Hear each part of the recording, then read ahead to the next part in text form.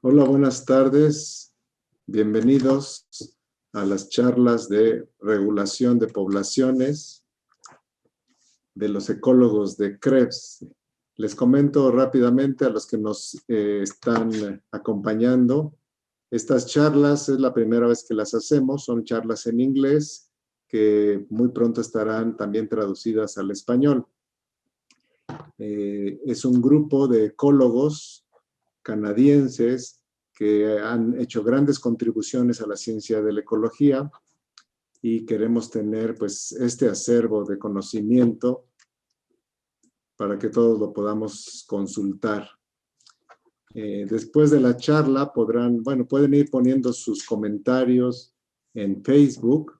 También les pido que pongan pues de dónde nos están acompañando. Siempre es muy gratificante ver que hay gente pues de muchos estados de la República y de muchas universidades y también pues de otros países. Así es que salúdenos, pongan ahí de dónde nos están viendo. La charla de hoy la va a dar la doctora Judith Myers, quien es una ecóloga americana y canadiense. Como muchos de ustedes conocen, ella se ha dedicado al tema de ecología aplicada, en donde la ecología de poblaciones, que es el tema de esta serie, es crítico realmente. Sus temas han sido pues, las irrupciones de insectos, los patógenos de insectos y el control biológico de insectos y de plantas. Actualmente ella es profesora emérita en el Departamento de Zoología de la Universidad de Columbia Británica en Vancouver, Canadá. Hace muchas lunas ella fue estudiante de Charlie Krebs y también trabajó, recientemente me enteré, con Lincoln Brower, que muchos de ustedes conocen por su trabajo aquí en México en las mariposas monarca. Ella ha recibido gran cantidad de reconocimientos, tiene cientos de publicaciones y pueden visitar el sitio que construimos sobre el seminario para que vean pues, su trabajo de más de cerca y sus contribuciones a la ciencia de la ecología y a la ecología aplicada. Cuando fui estudiante graduado en Canadá, tuve muchas oportunidades de pasar el tiempo en su casa con ella y con su esposo, Jamie Smith, un ecólogo de aves, en donde los estudiantes pues éramos invitados a platicar sobre temas de ecología y de evolución. Y le quiero agradecer por su compromiso a la investigación y a la enseñanza y por aceptar estar con nosotros el día de hoy en esta charla. Thank you everyone for being with us. Welcome to the series of seminars on population regulation, Krebs ecologists. Today, we are very grateful to have Judith Myers, Dr. Judith Myers. She's a Canadian-American ecologist. As many of you know, she has done research on a number of topics of applied ecology, where the theme of population ecology is critical. She's worked on pest outbreaks, insect pathogens, and biological control of insects and plants. She is professor emerita in the Department of Zoology at the University of British Columbia in Vancouver, Canada. Many months ago, she was a student of Charlie Krebs, and she also worked with the late Lincoln Brower, many of whom you know for his work on monarch butterflies in Mexico. She has received many awards. She has hundreds of publications, and you can visit the website that we prepare for these seminars to get to know her amazing contributions to the science of ecology and to applied ecology. As a grad student, I had many opportunities to spend a wonderful time in her house with Judy and her late husband, the ecologist Jamie Smith, where the students were able to informally discuss topics of ecology and evolution. Thank you, Judy, for your commitment to research and teaching. And thank you very much for accepting to be part of this seminar. We are thrilled to have you. And now you can have the screen.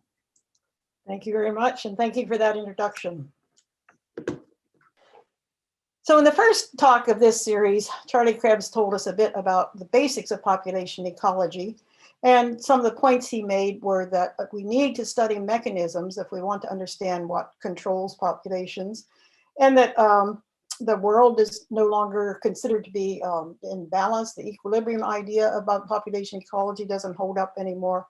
That monitoring is very important to be able to study populations of organisms that might be of conservation concern, and finding that experimental approaches are very helpful in population ecology.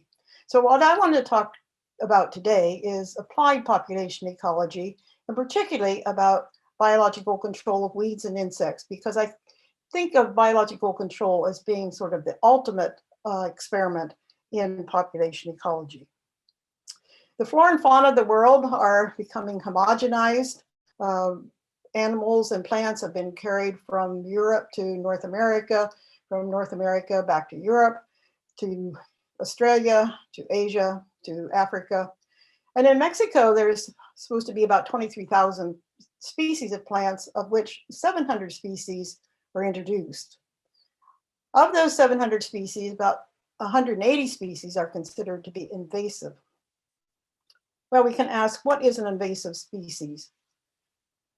An invasive species is a species that's introduced to a new habitat and becomes established and spreads and has a negative impact. And this is the really important aspect of it, is that it really has some sort of damaging effect of the populations. We see here two pictures, one water hyacinths that have spread in many places in Africa and North America and reach these very high densities at making it impossible for boats to get through, and Japanese beetles that have been spread from Japan into North America and cause considerable damage to plants. One of the things about invasive species is they tend to be higher in the introduced range than they are in the native range, and therefore they become serious pests. Most of the serious insect pests in North America are ones that have been introduced here. So what can invasive species tell us about population ecology? Well, first I want to consider the ecological question of what controls population density in plants. In 1960, Hairston Smith and Sabagin proposed the green world hypothesis, and that is that the predators and parasites of herbivorous insects, those that feed on plants, keep the herbivores down so that the plants can continue to grow, and that's why we have the green world. So here we see a cartoon of the parasitoids going after these aphid species, and that reduces their densities, allowing these plants to thrive. So how do we test this green world hypothesis? Well, the predictions are that plants without herbivores would be more common and dense, and these are the introduced species. Another prediction is that by adding herbivores, we would reduce plant density, and that is biological control. So if we have top-down control, then we could have a situation in which species are invasive because they lack natural enemies in the non-native introduced habitat. And this has been called the enemy release hypothesis. So if you have, in this case, plants growing without any herbivores feeding on them, they would get very large and become very common. This was proposed by Keene and Crawley in 2002, or they described it best in the Trends paper in Ecology and Evolution. So how would one test this enemy release hypothesis? Hager and Janetska reviewed 176 studies that tried to test this hypothesis. And these studies looked at various things such as the performance of the introduced species with and without natural enemies, and the performance in native versus invaded habitats, and whether or not species that have been introduced into new areas have, in fact, fewer natural enemies in that habitat. So looking first here at the number of natural enemies in native introduced ranges, we find that there's really good support for this, that a high proportion of plants here indicated in green in the native range have studies are supporting the idea that they have fewer natural enemies than they do in their introduced.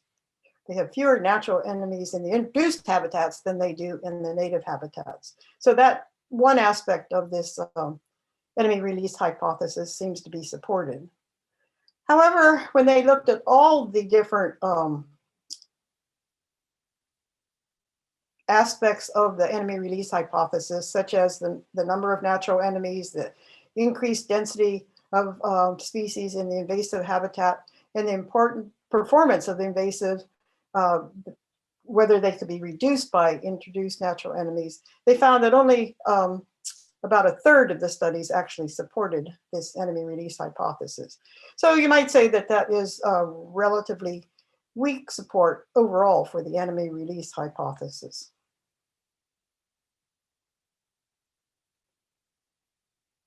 So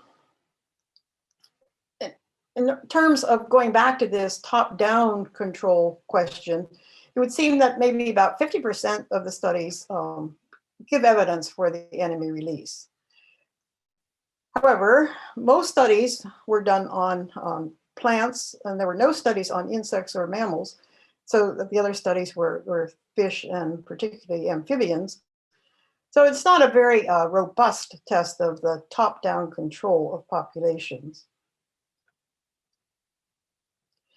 But another way to test this is to test this top-down idea is biological control, in which we introduce natural enemies from the native range into the invasive species range.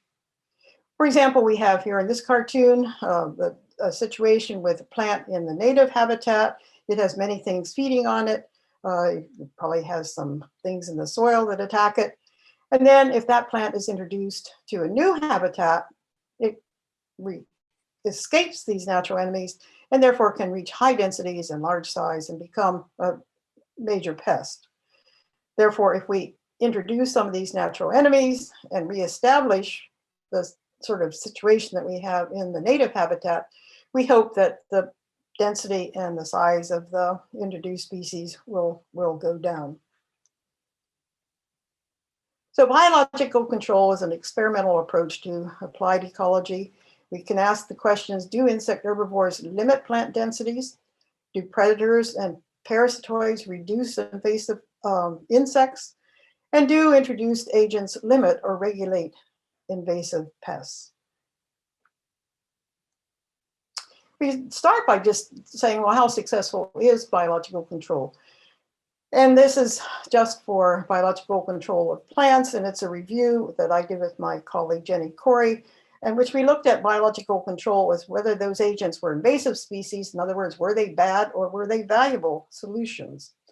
And there's a variety of studies that have come out that have looked at the success of biological control in different habitats on different continents. We can see, for example, here that in New Zealand, about 80% of the programs for biological control of weeds has been successful. Hawaii, only about 50% of the programs have been successful. So it does seem that this experiment of bringing in natural enemies to reduce an invasive species is successful about half the time, or a bit over half the time. So that is more evidence for top-down control. So biological control successes, approximately 60% of programs has it been successful. And what I wanted to do next was to look at an example in some more detail on a successful biological control program. The species that I have been involved with is a widespread serious rangeland weed in North America. It's diffuse knapweed, and we see here pictures of it. Little white flowers, very spiny on the flowers, reaches very high densities in open rangeland areas. It is native to Eastern Asia, has been introduced to North America, where it has become a major weed in a lot of North America here in this darker red color. And it also has been introduced down in Argentina, and this is sort of in South America, the potential range of diffuse knapweed. So it is a major pest in many parts of the world. Now, over approximately 20 years of this biological control program, 12 species of agents were introduced. That was 11 insects and one fungal disease. But nothing seemed to work until 1990, when this little weevil over here on the right, the Knapweed Weevil, was introduced. So we had these gull flies that lay their eggs in buds, and the larvae developed. They reached very high densities. They reduced the seeds of the plant, but it did not reduce the density, because these weeds frequently have very high seed production. And so you can knock the seeds back considerably, and yet there are enough to allow plants to grow and mature and produce more seeds in the next generation. This beautiful weevil here is a root weevil, and it actually is capable of killing the plant. It's a very large weevil. It feeds on the root and can destroy the plant from the bottom. However, there was another root borer beetle that just fed on the storage in the root. It didn't affect the outside of the root, and so the plants continued living. So we want to look more closely then at this beetle, this Knapweed Weevil. I think you'll have to all agree that weevils are really very cute species of insects with their little rostrums there. And these were able to reach very high densities. And the trick in successful biological control of weeds is that they were capable of killing the plant. So on the right here, we see plants that have been totally destroyed by the weevils feeding in the spring before they lay their eggs. And this is what seems to be necessary for successful biological control. So here we have some data we collected. We went out for a number of years and put down these quadrats and counted the plants in the quadrats. And I have to say this is rather soul destroying, because the populations just stayed high. It went down here for a while in a couple of dry years, but then rebounded as soon as the rains came back. And so there's lots and lots of plants around. But these weevils were established in the 1990s.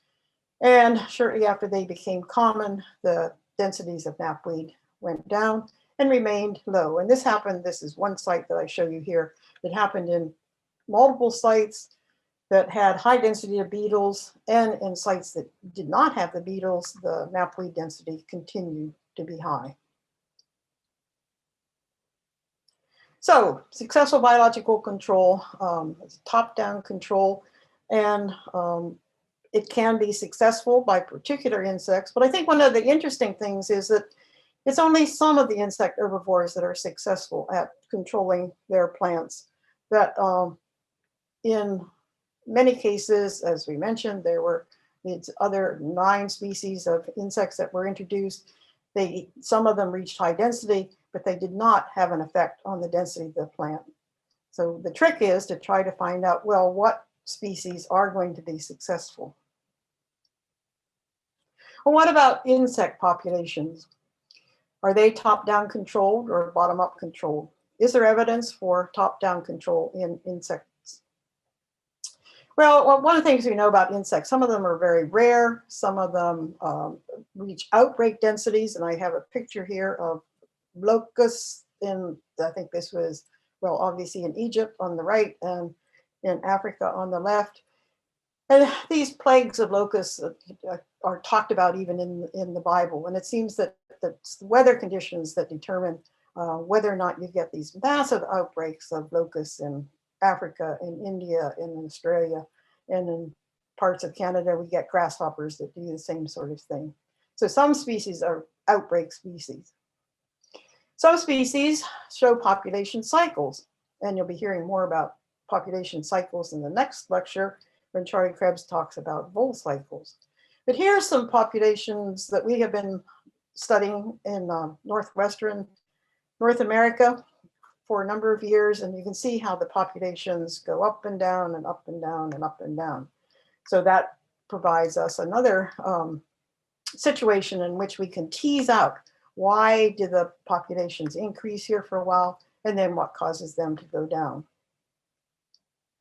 Again, going back to what Krebs talked about, he talked about the difference between factors that limit populations, which is this average population here. So in some areas, the densities are higher than others. For example, this red population, the densities don't reach such high numbers. Then the green population here, and I'm sorry about people who are colorblind, but also that all these populations have factors that regulate them, that prevent them from continuing to increase higher and higher densities. And in this case, to keep them from going too low, although in some areas the populations did go down to 0. So one of the population studies, the classical population studies of insects, has to do with the winter moth and the study was done in England. Here we have a male winter moth. The males have wings. The females are wingless. We have a picture of an egg laid in amongst the lichens on the tree. And these are what the caterpillars look like. They're little loopers, and they can do considerable damage when they're at high densities. These are some data from Varey and Gradwell's study, and we can see here on the y-axis is the log of the larval density, and on the x-axis are over a number of years. And these are larval densities, and you can see the populations build up, and then they go down, and then they come back up again. So this is a cyclic population, and the population cycles are well studied in other parts of Northern Europe, particularly in Sweden and Denmark. So Varey and Gradwell were a bit ahead of their time, and they did what was called a key factor analysis, and they went out and studied what things are actually killing the larvae. Let's look then what happens here when the populations were introduced from Europe into Canada a number of years ago. This is just showing again the male moth, and over here we have the female, the wingless moth. The life history is that the eggs hatch in the early spring, usually in March around here. The tiny little larvae you can see there. The larvae feed on a variety of deciduous trees. They feed on oaks and blueberries and apples and heather and even Sitka spruce, which has been introduced to Europe. The larvae grow over time, and they can cause considerable damage to the plants because they feed on the buds when the buds are still barely burst. So their feeding damage can prevent the leaves from developing and being expanded. If the larva hatches from the eggs and there's no leaves available, they do this ballooning behavior. So you can see the little silk threads here. They drop off the plant and they take their chances and they try to fly to another plant that has some leaves on it. In June, the larvae finish their development. They drop out of the trees and they form these pupae. Here you can see all of these are pupae wrapped up in some peat moss that we put out in trays under the trees, so they can reach very high densities. And the life table study in England, they monitored what kills the larvae and the pupae, and there are a variety of things here. One are fly parasitoids. These flies lay their eggs on the leaves, and the larvae ingest the eggs. The fly egg hatches, the little larva goes into the salivary glands of the moth larva, sits there and waits for the larva to complete its development, and then when it pupates, they begin to develop and you get a fly emerging instead of a moth. There are predators that eat the pupae because they're spending a lot of time in the soil under the trees and vegetation. And particularly are these ground beetles that attack them, but they're also small mammals and shrews and mice that feed on them. And then this other factor that affects their survival is the relationship between when the buds develop and are available for the larvae when they come out in the spring. So here's the life cycle in this picture where we have the eggs are laid in the winter, the moths come out, the females are wingless, and so they crawl along, go up the trees, call in the males with a pheromone, and then they lay their eggs after they mating. And the eggs sit there on the trees until later in the spring in March. Up here in the tree period, we have the larvae feeding, and we also have these fly parasitoids that I mentioned before that lay their eggs on the leaves.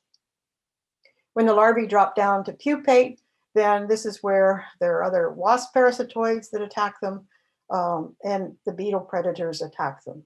Those that survive through to November, early December, will come out of the pupa and go up the trees, mate, and lay their eggs. So this is what the mortality data looked like in those early studies. This is really ahead of their time to do this type of long-term study. Up here at the top, we have the total mortality over these generations. And below that, the next highest mortality is the loss from the time the eggs are laid in the winter through the time when the larvae drop off the trees to pupate in June. Now this line, this is the log amount of death, or the difference between the larval numbers in one time of count to the next. So this is the amount of mortality caused by those parasitoids in the population. And you see it's very, very low. Seems like not much is happening with these parasitoids. Down here we have the amount of mortality caused by the beetle predation on the pupae, and it's much higher. And this is a long period of time, from July to November they have to eat on these pupae. But it does look like most of the predation occurs very soon after the pupae drop or are on the ground. And then there's a little bit of mortality down here by wasp parasitism. So most of the mortality is this long period from December to June, more or less. Natural enemies seeming to cause very little mortality, except for these beetles, which are causing quite a considerable amount of mortality. Now, if we relate this to the density of the population, we find that the winter disappearance here, which is quite considerable, but isn't related to density. However, the pupal predation is related to density. As the larval density gets higher, the pupal predation is higher. So this seems to be a potential regulating mechanism in these populations.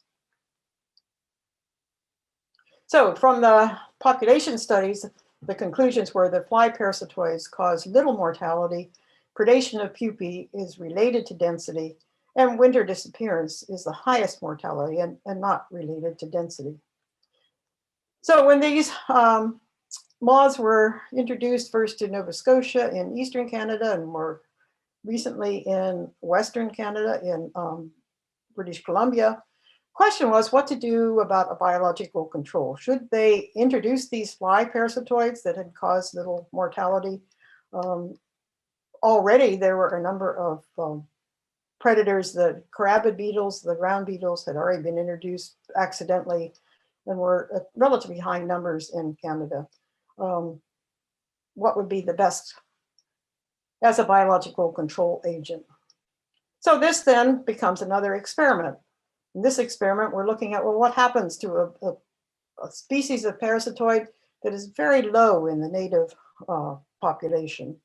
Would it have the ability to reduce the population in an introduced area? As I said, many ground beetles were already here, so they didn't have to be introduced. But because the winter moth reached very high densities, it appeared that although these could be regulating in the native habitat, they were not able to reduce the populations in the introduced habitat. The winter moth were very high, they were defoliating trees, and were considered to be a considerable pest. Well, this is what happened after the flies were introduced to Canada.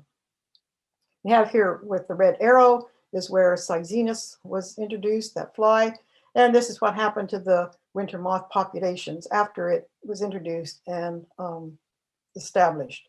Populations went down and then remained low for a number of years. So what happened after that? What were they able to keep the populations low, or how did the different types of mortality impact the winter moth population? This is work done by Jens Roland that was published in 1994, and he showed that here we have, this is the density of pupae per meter squared, and this is the amount of predation that was occurring. And the parasitoids were able to reduce the density of the winter moth here to a level at which the predators were able to catch up. And then they are able to regulate the populations here. When the winter moth population goes down, the predation goes down, and then the winter moth goes up again, and then the predation gets higher. So this then presents an interesting situation in which it looks like in Canada, the parasitoid is able to reduce the population or limit the population to a lower average density. And then the predators are able to regulate the population, respond to the changes in the density of the pupae over time, and keep the populations lower. So parasitoids and predators are able to eliminate and regulate the density of the winter moth. But what about these bottom-up influences? Are there any other influences? We knew that in the study in England that bud availability seemed to be a factor. Is that borne out? Are these bottom-up influences also occurring? So again, just going back, this shows the relationship between the larval density and the amount of death in this winter period, not related to density, but still a high mortality factor. Well, in a study by Hunter and Varley and Gradville in 1997 showed that there was a relationship between buds available. Again, we'll point out here that if the eggs hatch too early and the buds are still very tight, there's less food for the little larvae to feed on, and many of them might decide to just drop down and balloon. It's a very chancy thing, causes high mortality. But the relationship then between bud development and larval density was important. Here we have on the y-axis larvae per 48 leaf clusters, and here is the days until 50% of the bud burst. So over here, when you have a number of days until half of them have burst out, the number of caterpillars per bud is quite low. In other words, there's been high mortality that has already occurred.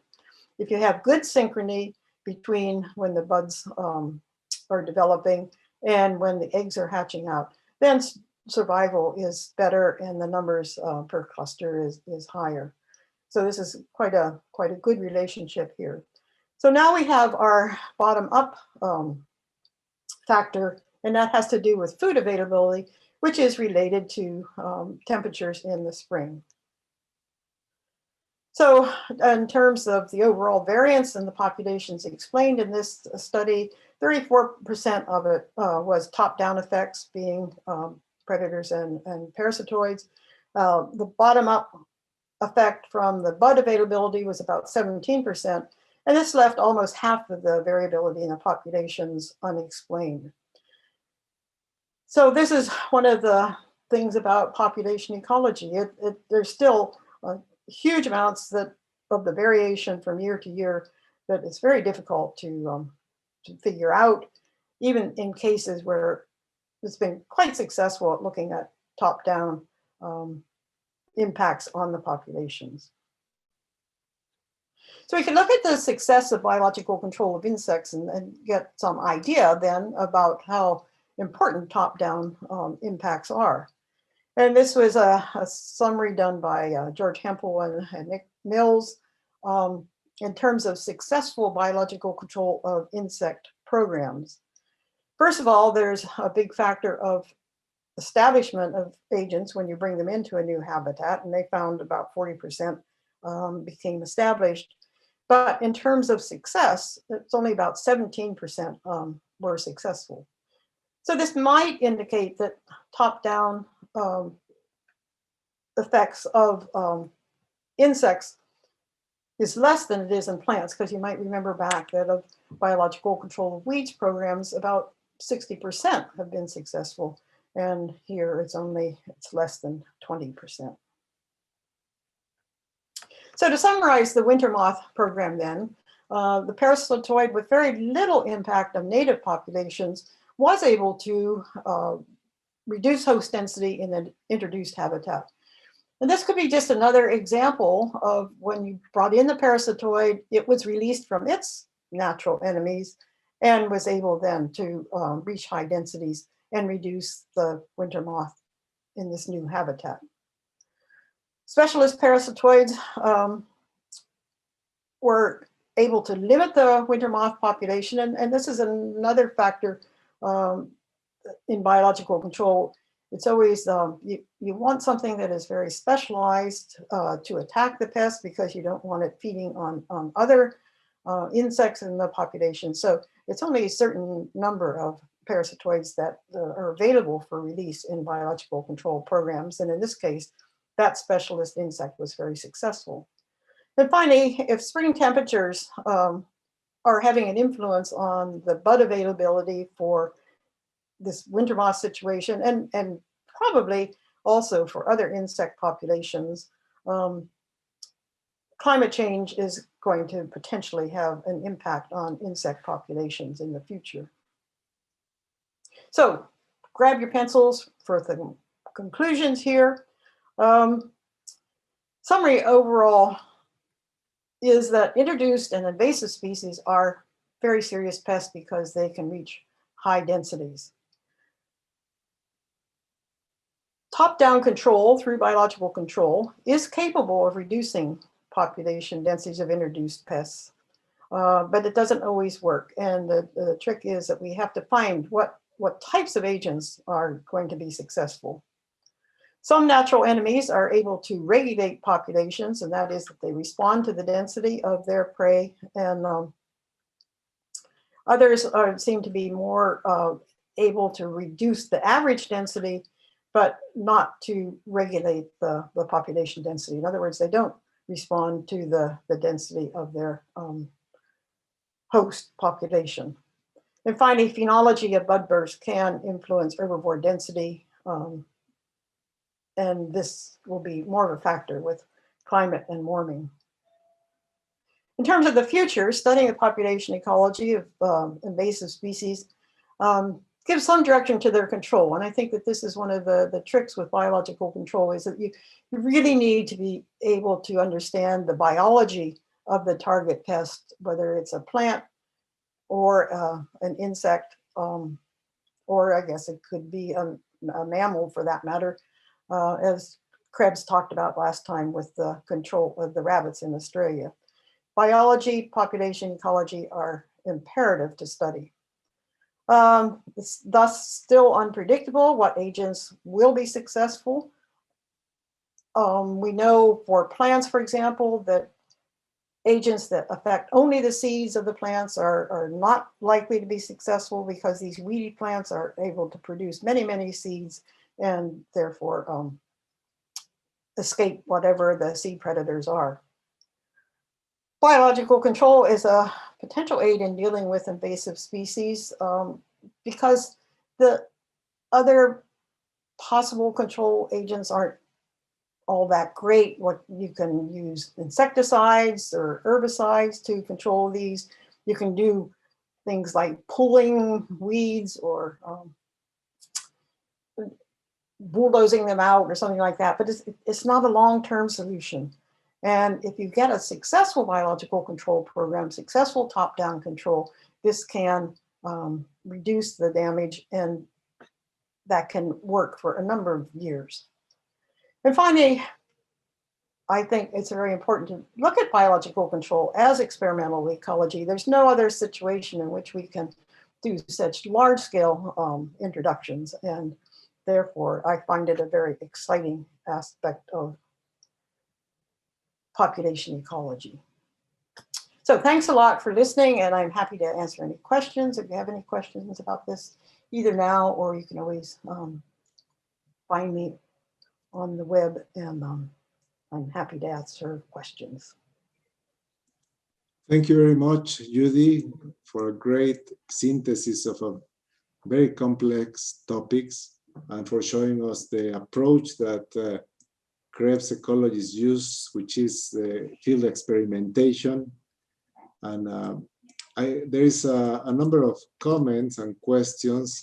First, I would like to let you know that we have people from many states in Mexico, and also from other places in the world. We have people from Mexico City, Durango, Ensenada, Guanajuato, Jalisco, Michoacán, Oaxaca, Tabasco, Tamaulipas, a lot of places, Yucatan. We had people from Washington, D.C., from Galapagos Islands, from Guatemala, and from Colombia. So it's a great audience. And I'm going to synthesize some of the questions, and some of them have come several times, come up. The first one has to do with the history of biological control, which how has biological control evolved to prevent that the control agents become invasives themselves? Yes, I mean, that's a question I often get, and I think that first of all, particularly with biological control of weeds, it's very controlled. Plants are tested to make sure that the insect that's being considered doesn't feed on any sort of crop plants or plants that are closely related. And this has probably become much more stringent as time went on. There was a period of time, maybe 15 years ago, when biological control almost came to a halt because of a few situations in which it was felt that the insect that had been introduced was having a negative effect on native species. And so I think that what is happening now is very carefully controlled.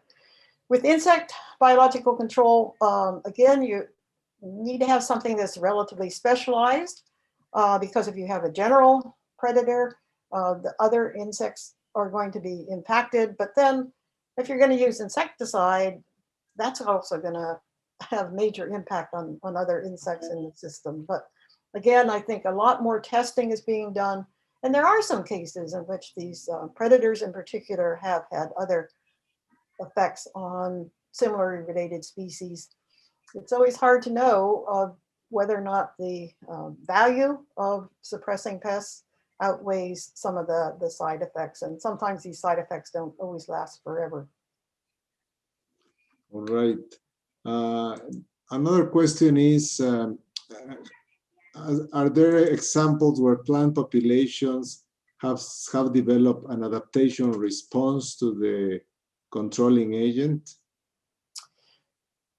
Not as far as I know. I mean, there's a lot of work that's been done on sort of the chemistry of plants as well, and whether they lose some of their protection when they're introduced because they're not being fed on by as many herbivorous insects, and then whether they would regain that.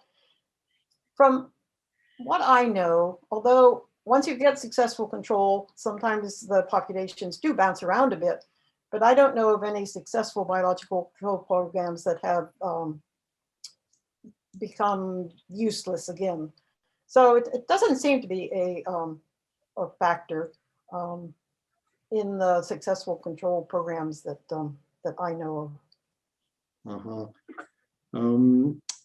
Another question is about climate change. You know, what's happening now with climate change? How does this influence both invasives and the effectiveness of the biological control?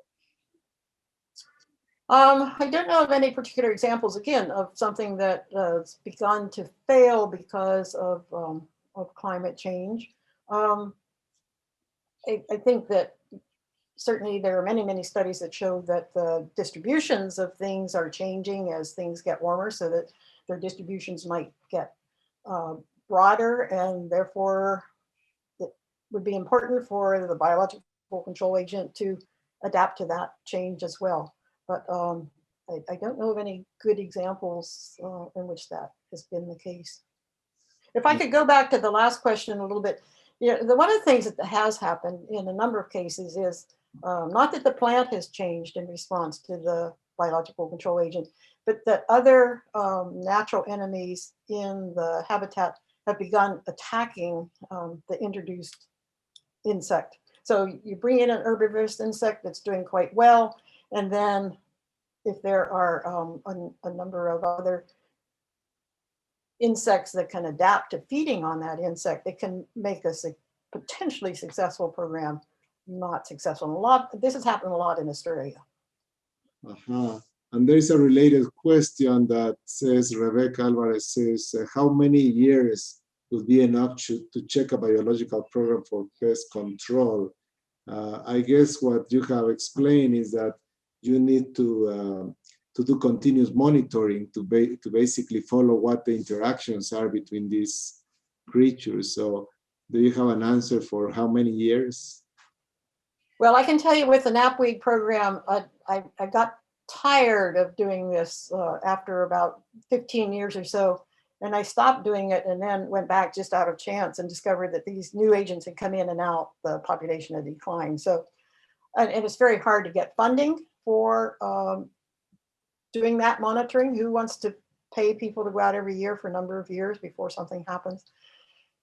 The sky's the limit, I guess, in terms of that. If you're lucky, you can get, and there have been cases where things have happened very rapidly over time, and other times you introduce species after species and nothing happens. Of course, what we would like to do is have more experiments in which you introduce your agents in one area and then you have a control area somewhere else and you monitor that. But in places where that has been tried, often what happens is that if the agent is successful, it finds the control population and then everything goes down. So it's very difficult to do those sorts of experiments within the introduced habitat. How another question has to do with the regulations. How strong have the government's regulations for introducing species have become? Has that improved, or should people be have penalties for introduction of species? Off with their heads. With the biological control weeds in particular, which is the one I know the most about, there are agreements between Mexico, US, and Canada on releases of insects. If there's any chance that an insect introduced into Canada would be able to follow the weed down into North America and then into Mexico, there would be experts from all three countries that would have to decide on what to do. Having said that, there are a few cases in which Canada has introduced insects that the US has not wanted to be introduced. And of course, insects don't see a border. Fortunately, in that case, it was a successful species and it has had no side effects. And so it's okay. But yeah, there's international agreement on these things. So it's not taken lightly. I guess the last question will have to be with the involvement of society. This is a difficult issue. It's widespread. How do you see the role of society in monitoring this species or participating in the removal of invasive plants and that kind of activities? There is a lot of that goes on. For example, here we have ivy in our forest, and one goes out for a walk and you see piles of ivy that citizens have pulled out. It's an endless job, but I think it's very good in the sense that it makes people aware of these things, and particularly with invasive plants. You know, there's still people who will fly back from Hawaii to North America with seeds in their pockets or cuttings of trees because they think it'd be really neat to have them. So I would like there to be more of that. Unfortunately, another thing that happens is if you have a successful biological control program, then people forget that it was ever a pest. And so you don't get the credit you think that biological control should get. They say, oh yeah, that's right. Oh yeah, we used to have to pull that every year. And then successfully controlled, which is a good thing, and then they forget, and then it's another weed, which is the real problem is because there's endless numbers of invasive weeds coming in. Okay, Judy, thank you for your time, for your kindness, for all your wisdom. Is there anything else you want to say about the topic? No, well, I just want to say that I'm very pleased to hear what you're doing with outreach and with citizen science and following up on the monarchs. And so all those people out there, keep up your good work. Thank you very much, Judy, and thank you everyone for being with us. Muchas gracias a todos por estar con nosotros. Recuerden que el próximo jueves continuamos con la serie, así es que los esperamos por este mismo canal a esta misma hora. Thank you very much. Bye-bye. Bye.